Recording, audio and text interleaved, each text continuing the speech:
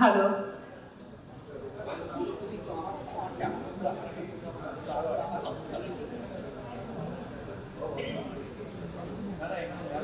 শুভ সন্ধ্যা এবং শুরুতে মার্জনা চাইছি। প্রথমত দেরি হয়েছে কিছুটা শুরু করতে, আর প্রথমেই তো দেখলেন বিঘ্ন। এই সন্ধ্যা সত্যি এক নিবেদিত সন্ধ্যা, থিয়েটারের জন্য নিবেদিত সন্ধ্যা। সমবেত দর্শক মন্ডলীকে গণকৃষ্টির আয়োজনে এমন এক সন্ধ্যা আমন্ত্রণ জানাই। এই সন্ধ্যায় রয়েছে নাটকের সঙ্গে দিন যাপন করা নাট্য সমালোচক, অভিনেতা, নেপথ্য শিল্পীদের সম্মাননা জানানোর আয়োজন। প্রতি বছর 7ই নভেম্বর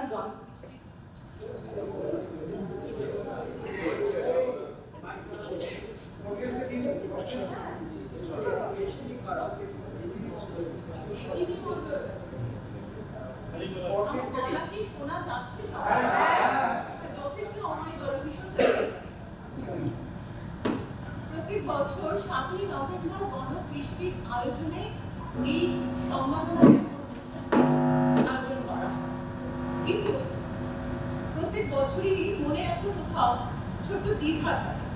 নতুন নাটক শুরু হয় সেই দিন একটি, এবং সেই নাটকের আগে সম্মাননা জ্ঞাপনের সময়টুকু বড় ছোট্ট হয়, ব্যক্তিটা বড় কম হয়।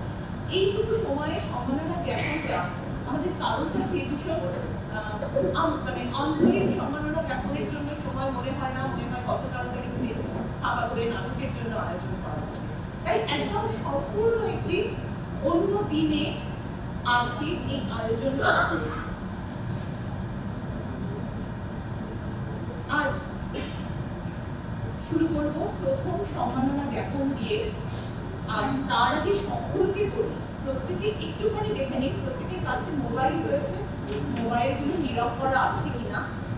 যদি কারোর করতে অসুবিধা হয় পাশের জন্য সাহায্য নেই, প্রত্যেকে যদি এইটুকুনি সাহায্য করেন তো একটি অনুষ্ঠান সর্বাঙ্গীনভাবে সুন্দর হয়ে ওঠে। আজকের অনুষ্ঠান শুরু করছি প্রথমে ধরণী ঘোষ স্মৃতি সম্মাননা জ্ঞাপনে। আজকের অনুষ্ঠানের সূচনা। শ্রদ্ধেয় ধরণী ঘোষ পেশায় ছিলেন সাংবাদিক, কিন্তু তার পরিচয় একজন বিশিষ্ট নাট্য সমালোচক হিসেবে। তার পুরোটার লেখনীকে শরীরও করতেন না এরকম নাট্যকার অবৈধ। তিনি বাংলা নাটকের সঙ্গে বিশ্ব নাটকের একজন মনোযোগী দর্শক ছিলেন। জার্মান ভাষা শেখার আগ্রহ ও সেখানে রঙ্গমঞ্চে নাটক দেখার ইচ্ছে পূর্ণ হয় ম্যাক্সিমাল ভবনের বৃত্তির জন্য মনোনীত। নাট্য সমালোচক হিসেবে শ্রদ্ধেয় ধরণী ঘোষ ছিলেন নির্ভীক, স্পষ্টবাদী, পক্ষপাতী। তাই তাকে বিতর্কিত আখ্যাও পেতে হয়েছিল। কিন্তু আজকের সময় দাঁড়িয়ে তার মতো একজন নাট্য সমালোচকের প্রয়োজন বড্ড বেশি অনুভব করলাম। আজ ধরণী ঘোষ স্মৃতি সম্মাননা জ্ঞাপন করা হবে শ্রদ্ধেয় শ্রমিক বন্দ্যোপাধ্যায় মহাশয়কে। তাকে মঞ্চে আহ্বান করার আগে তার কথা একটু বলতে হবে, এবং এটাও বলবো যে তার কথা বড় অল্পে সারা যায় না, তাই সেক্ষেত্রে একটুখানি সময় দিতে হবে। শ্রদ্ধেয় শ্রমিক বন্দ্যোপাধ্যায় পণ্ডিত এবং তার পাণ্ডিত্য নানান। তিনি সম্পাদক, প্রকাশক, অনুবাদক, অভিধানবিদ, পুস্তক সংগ্রাহক এবং সর্বোপরি নাট্য সমালোচক, শিল্পকলা সমালোচক। 2015 থেকে 2017 সাল পর্যন্ত জওহরলাল নেহরু বিশ্ববিদ্যালয়ের আর্টস অ্যান্ড অ্যাস্থেটিক বিভাগে রবীন্দ্রনাথ টেগোর ন্যাশনাল ফেলো। তিনি ভিজিটিং প্রফেসর ছিলেন SAA-JNU-তে, ICC আর chair of the department of the theatre studies, Freie university বার্লিনের ভিজিটিং প্রফেসর। ওয়ারউইক ইউনিভার্সিটিতে 2010 সালে ডোনাল্ড চার্চলের বক্তৃতা। Visiting faculty annual film appreciation course organized by FTII India and NFAI. 2006 থেকে 2010 NSD ভাইস চেয়ারম্যানের পদ অলঙ্কৃত করেছেন। NSD সোসাইটি সদস্য ছিলেন 2005 থেকে 2014। United states of America, Sri Lanka, Bangladesh তার বক্তৃতায় সম্পৃক্ত হয়েছে। ভারতীয় সিনেমা নিয়ে প্রিন্সটন বিশ্ববিদ্যালয় তার এক বক্তৃতা মালা। ব্রাউন ইউনিভার্সিটিতে ভারতীয় সংস্কৃতি নিয়ে তার বক্তৃতার কথা। কলকাতার একটি থিয়েটার লাইব্রেরি আর্কাইভ নাট্য শোধ সন্ধানের তিনি প্রতিষ্ঠাতা সদস্য, সিঙ্গার প্রতিষ্ঠাতা সম্পাদক। বই বৈভব ফাউন্ডেশন নামে একটি নন প্রফিটেবল ট্রাস্টের বিভিন্ন ফিল্ম, থিয়েটার, শিল্পকলা, সমাজ বিজ্ঞানের দুষ্প্রাপ্য গবেষণামূলক বইপত্রের সংগ্রহ করে থাকে যে সংস্থাটি, তার প্রতিষ্ঠাতা সভাপতি। অক্সফোর্ড ইউনিভার্সিটি প্রেসের আঞ্চলিক সম্পাদক ছিলেন, সিভিল বুকসের প্রতিষ্ঠাতা সম্পাদক। অল ইন্ডিয়া রেডিও এবং দূরদর্শনের প্রডিউসার এমিরেটাস ছিলেন, এশিয়াটিক সোসাইটির গবেষক। নিউ দিল্লির সঙ্গীত নাটক একাডেমির সদস্য ছিলেন, সেন্ট্রাল বোর্ড অফ ফিল্ম সার্টিফিকেশনের সদস্য ছিলেন। বাদল সরকার ও মহাশ্বেতা দেবার নাটক ও গল্পের অনুবাদ করেছেন।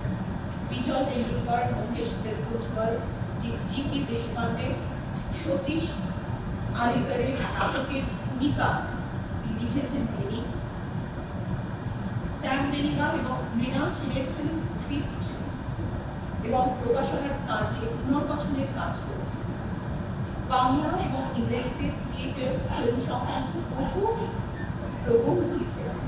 সত্যজিৎ রায়, মৃণাল সেন, অসিত দেবী, বিজয় কাঞ্চনবাড়ো, শাহরুখ রুস্তি প্রমুখ বিখ্যাত ব্যক্তিত্বদের সাক্ষাৎকার গ্রহণ করেছে। এটুকুতে কি সম্পূর্ণ বলা হয়ে যায় না, এবং এরপরেও শ্রদ্ধেয় শ্রমিক গঙ্গোপাধ্যায় মহাশয় আজও নানা সৃষ্টি করে চলেছে। মঞ্চে দেখে নেব তাকে, আর সেই সঙ্গে তাকে সম্মাননা জ্ঞাপনের জন্য আহ্বান করব উপস্থিত শ্রদ্ধেয় দেবশঙ্কর হালদার।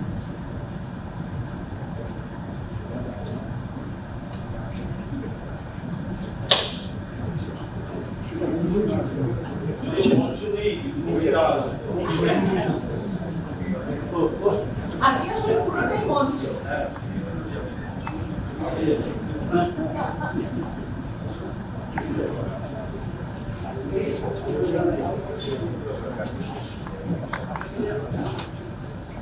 শ্রী শ্রমিক বন্দ্যোপাধ্যায় মহাশয়কে সম্মাননা জ্ঞাপন করা হচ্ছে ধরণী ঘোষ স্মৃতি সম্মাননা, এবং এই সম্মাননা জ্ঞাপন করছেন শ্রী দেবশঙ্কর হালদার মহাশয়।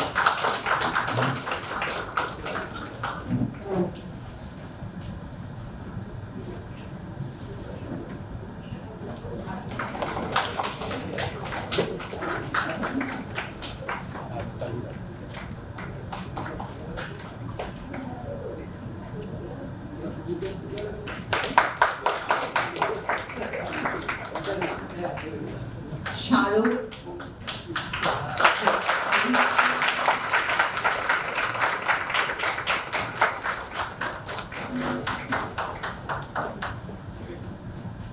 এরপর শ্রমিক বন্দ্যোপাধ্যায় মহাশয়ের বক্তৃতা শোনার জন্য উৎকণ্ঠিত আমার মতো প্রত্যেকে অনুরোধ করব কথা বলার।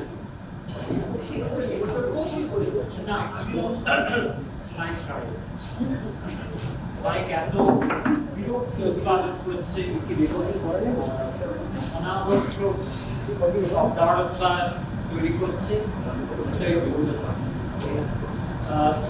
আমার একটি অস্বস্তির কারণ আজকে যে ধরণীর নামে একটা সম্মান আমাকে গ্রহণ করতে হচ্ছে।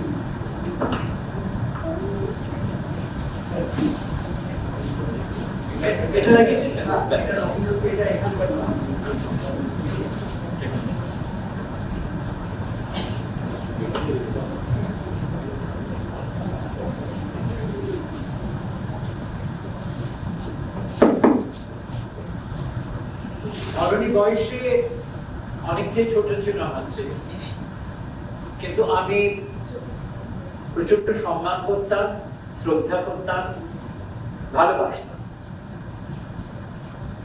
আমাদের মতে সব সময় মিলত না।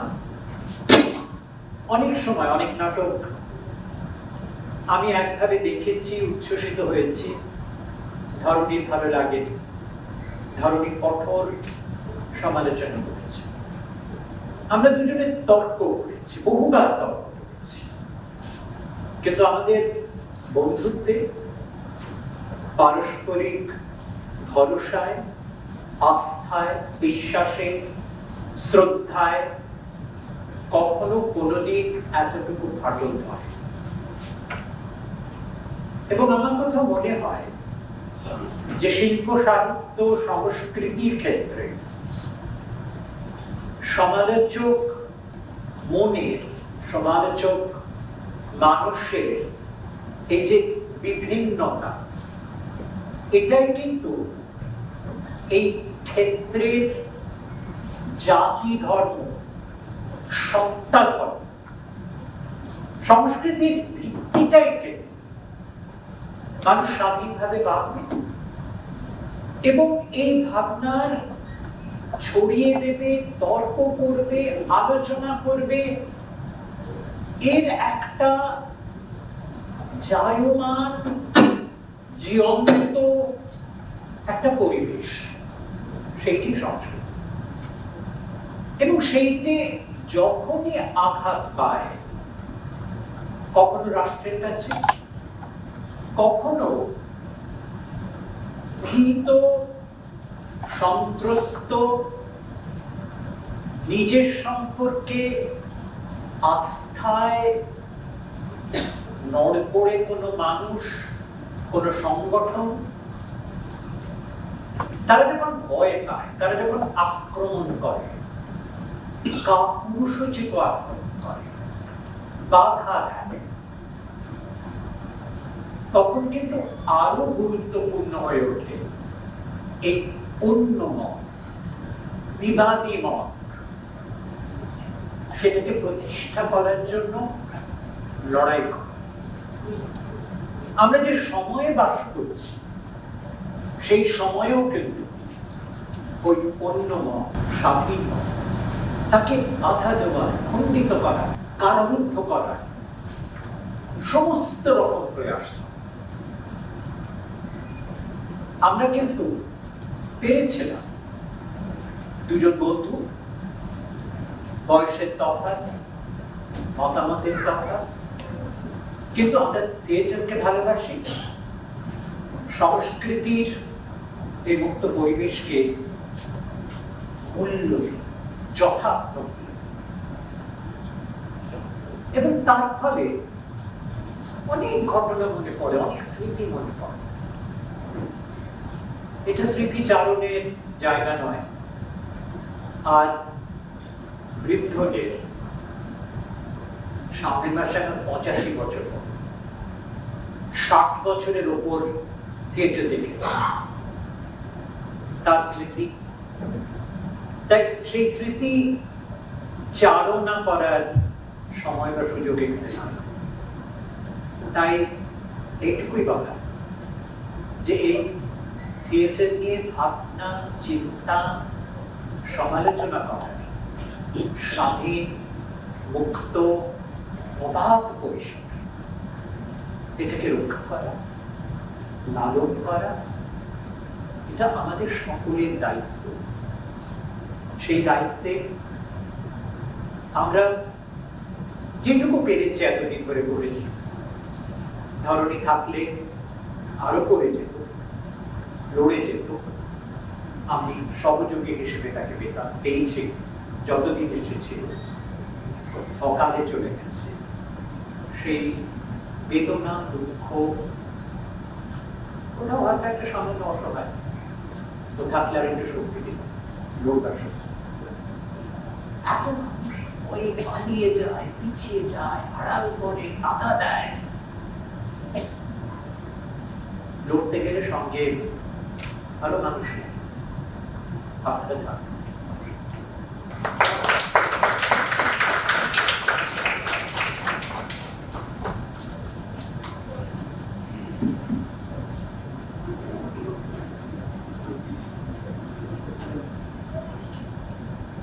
ধন্যবাদ জানাই শ্রী শোভন বন্দ্যোপাধ্যায় মহাশয়কে।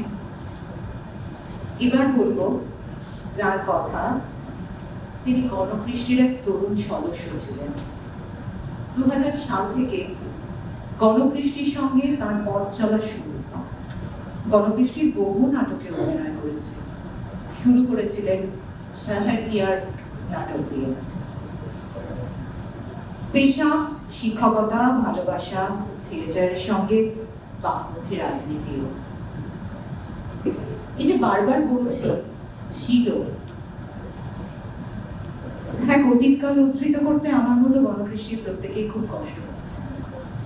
হ্যাঁ, তিনি ছিলেন, আজ তিনি নেই।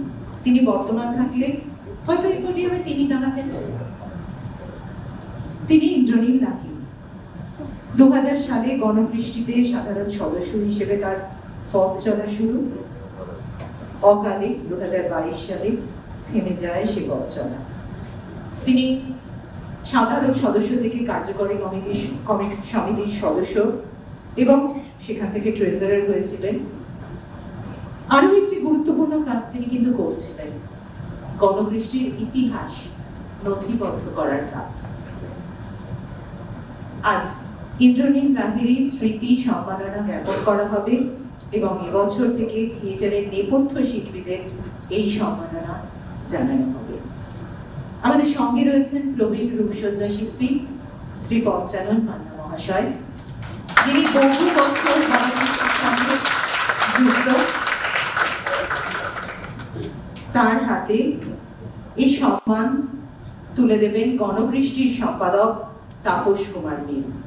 কিন্তু সম্মাননা জ্ঞাপনের আগে একটু বলি নেপথ্য শিল্পী পঞ্চানন মান্নার কথা। পঞ্চানন মান্নার জন্মভিটে হাওড়া জেলায়। আমতা পীতাম্বর স্কুল থেকে 1958 সালে মাধ্যমিকে উত্তীর্ণ হন। নাটকের টান স্কুল জীবন থেকে 1959 সাল থেকে তার রূপসজ্জার কাজ শুরু। 1970 সালে কলকাতায় আসেন, পোশাক সরবরাহকারী সংস্থার সঙ্গে যোগাযোগের কাজ শুরু হয়। ওই সময়ে শ্রী সুরেন্দ্রনাথ চিত্রকর, বৈদ্যনাথ দাস, অনিল চ্যাটার্জি, দিলীপ সেন এদের মতো নামী রূপসজ্জা শিল্পীদের সঙ্গে পরিচয়ের সুযোগ হয়। এরপর 1979 সালে সায়কের সঙ্গে কাজ শুরু এবং জীবনটাই বোধহয় তার বদলে যেতে শুরু করে। সে কথায় পরে আসি, এখন বলি গণকৃষ্টির সঙ্গে তার সম্পর্কের কথা। 1996 সাল থেকে এই সম্পর্ক 29 বছর ব্যাপী। একদম শুরুতে ওরা 5 জন নাটকের রূপসজ্জা শিল্পী হিসেবে সে সম্পর্ক শুরু, যা এখনো অটুট, এখনো মধুর। প্রতি নাটকে আজকেও রূপসজ্জার দায়িত্বে থাকেন তিনি। তার জীবনের একটা স্মরণীয় কাজের কথা উল্লেখ করি। বরানগর মহামিলন মঠের উদ্বোধনের দিন যে দুটি নাটক হয়েছিল, সাধু ও শ্রীকৃষ্ণ, তার নাট্যকার, পরিচালক ও অভিনেতা ছিলেন শ্রী সীতারাম দাস ওঙ্কারনাথ ঠাকুর এবং রূপসজ্জার দায়িত্ব পালন করেছিলেন শ্রী পঞ্চানন মান্না। এই মুহূর্তে আমি পোডিয়ামে ডাকবো গণকৃষ্টির প্রতিষ্ঠাতা সদস্য, নাট্য নির্মাতা, পরিচালক শ্রী অমিতাভ দত্তকে। শ্রদ্ধেয় মেঘনাথ ভট্টাচার্য মহাশয় শ্রী পঞ্চানন মান্নার কথা লিখে পাঠিয়েছেন, যেটি অমিতাভদা পড়ে শোনাবেন। এবং এই যে সায়কের সাথে 1979 সাল থেকে তার সম্পর্কের শুরু এবং সেটা কেন তার জীবন বদলে দিল, সে কথাই রয়েছে মেঘনাথদার লেখায়।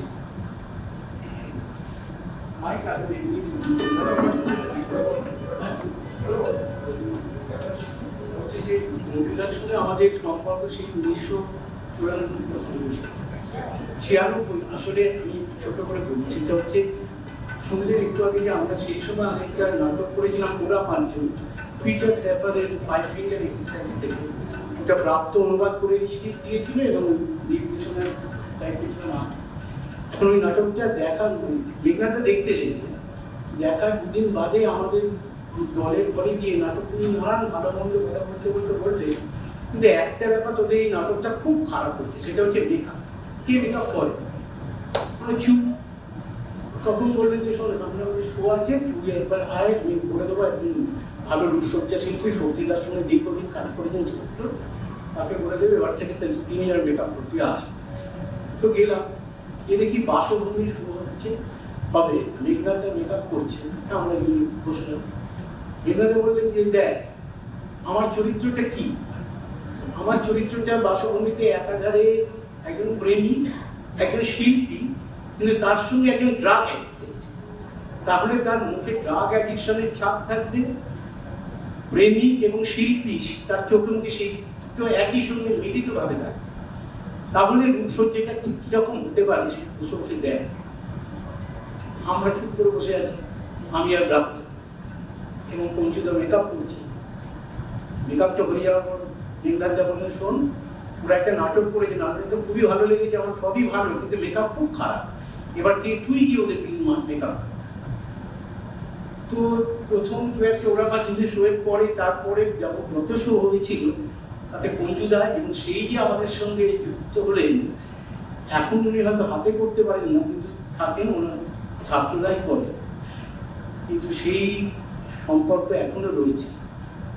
তাই এমনি চলে যাওয়ার পর যখন আমাদের মনে হলো যে প্রবীণ নেপথ্য শিল্পীদের যদি আমরা দিতে শুরু করি তাহলে পৌঁছুদার রেকর্ড করলে সেগুলো আমাদের প্রণাম দেবেন।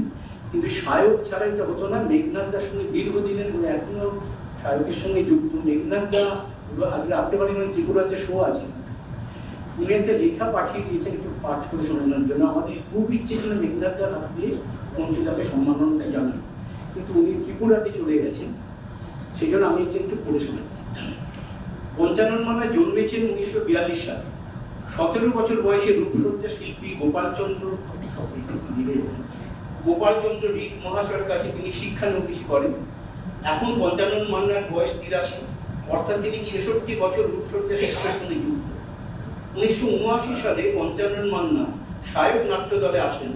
তখন তিনি পোশাক ও রূপসজ্জা প্রদানকারী সংস্থা বি ব্রাদার্সের সঙ্গে যুক্ত ছিলেন। তখন সায়কে প্রবাদ প্রতিম রূপসজ্জা শিল্পী শক্তি সেন কাজ করছেন। পঞ্চানন তার সহকারী হিসেবে কাজ করার সুযোগ পান এবং অচিরেই তার সামনে বিজ্ঞান ভিত্তিক শিল্পসম্মত রূপসজ্জার জগৎটা খুলে যেতে থাকে। তিনি বাইরের সব কাজ ছেড়ে শক্তি সেনকেই আশ্রয় করেন এবং ক্রমে ক্রমে এক দক্ষ সংবেদনশীল শিল্পী হয়ে ওঠেন।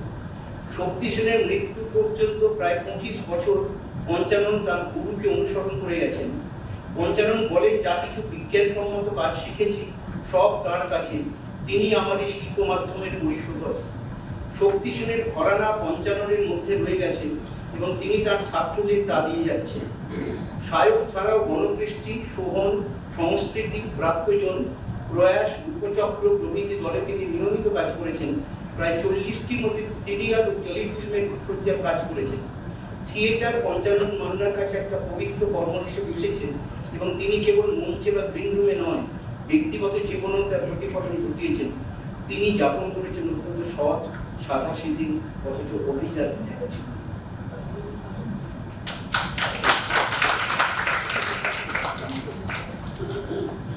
পঞ্চানন্দার লেখায় ছিল এই কথাটাই শ্রী শক্তি সেনের কথা। পরিশোধক এবং পরিপূরক রূপে শ্রী শক্তি সেন ছিলেন পঞ্চানন মান্নার।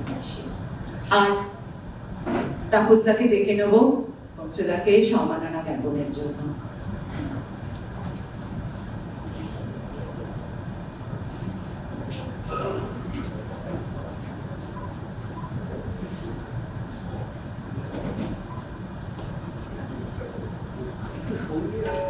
গণদৃষ্টির অন্যতম প্রতিষ্ঠাতা সদস্য এবং সম্পাদক তাপসচন্দ্র মিলের হাত থেকে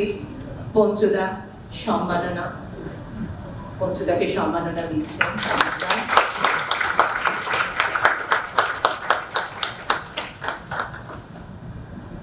ইন্দ্রনীল রাত্রির নামাঙ্কিত এই সম্মান স্মারক প্রদান করা হলো।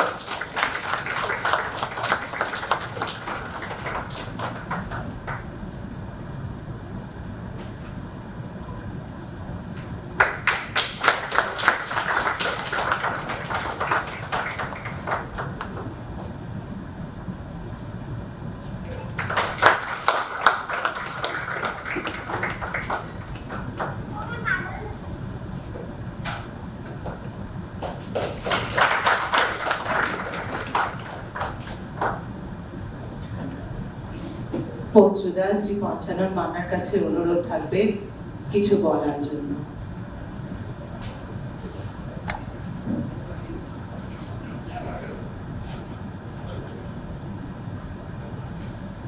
আমার যা বলার এই সব বলে দিয়েছে। এরপরে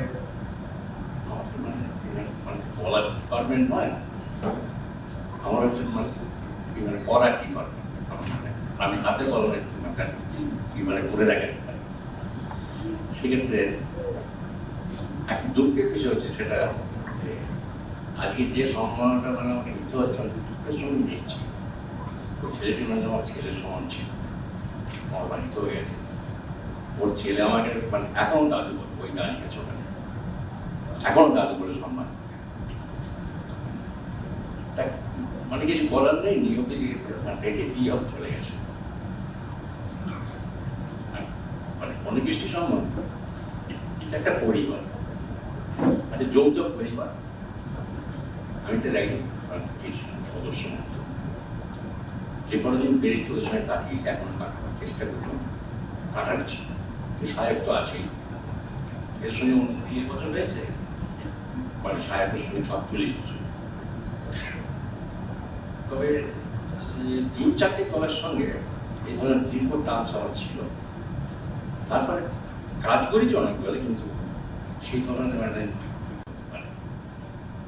মানে অ্যাডজাস্ট করতে পারে, সে আমার উপরতেই আর চাইনি। এটা মানে আমার স্বীকার করছি কোনো অসুবিধা নেই। আজকে এই ছাত্রদের মানে এবারে কথা বলছি, ছাত্ররা মানে কাজ শেখানোর ছেলে নেই। একটা ছেলে ছিল, আমি তাকে মানে এখনো শেখাচ্ছি, ওইখানে বসে আছে অমিত বিশ্বাস।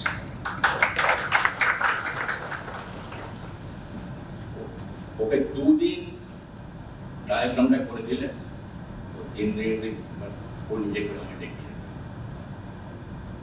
কিন্তু রং চিনত না, জানতো না, নাটক জানতো না কি সেই ছিল।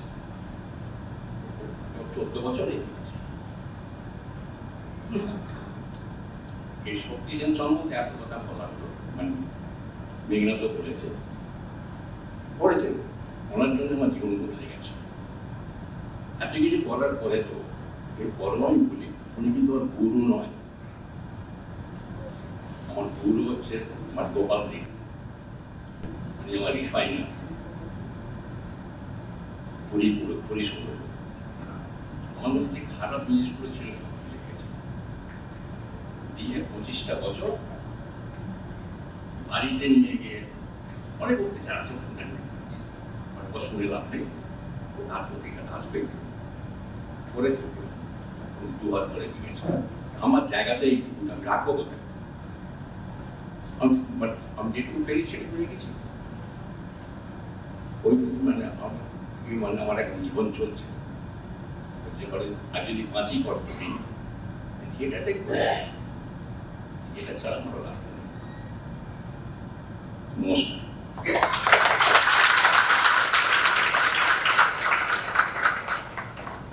নমস্কার পঞ্চুদাকেও। এই যে বললেন গণবৃষ্টি আর পরিবার, এবং সেই পরিবারের সদস্য পঞ্চুদা, এ বড় অনেক বড় কথা। পরিবার হিসেবে এই যে স্বীকৃতি দেওয়া, এ অনেক বড়।